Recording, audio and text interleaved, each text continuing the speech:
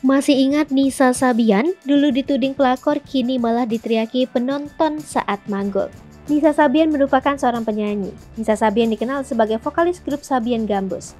Nisa Sabian mulai jadi perbincangan saat dirinya disebut sebagai orang ketiga dalam hubungan Ayus dan sang istri Riri Virus. Heboh video Nisa Sabian disoraki penonton saat tampil di atas panggung. Alih-alih ciut jadi objek tertawaan, wanita yang dikabarkan memiliki hubungan spesial dengan Ayus Sabian itu bereaksi membalas penonton yang telah menyorakinya. Seperti apa ucapan balasan dari Nisa Sabian? Karir Nisa Sabian sebagai penyanyi tampaknya bak di ujung tanduk. Hal itu terjadi setelah ia diisukan sepi job buntut kasus dugaan perselingkuhan dengan Ayus Sabian. Kini beredar video saat Nisa Sabian sedang bernyanyi di atas panggung namun pendapat sorakan dan ditertawakan oleh penonton. Momen itu terekam ketika Nisa Sabian sedang berinteraksi dengan penonton dan mengajaknya bernyanyi bersama. Sayangnya entah karena tak kompak atau hal lainnya, justru momen itu bak mempermalukan Nisa Sabian yang saat itu sedang bersama penonton lain di atas panggung untuk bernyanyi. Tak ingin berlama-lama menjadi objek tertawaan, Nisa Sabian langsung memberikan respon kepada penonton.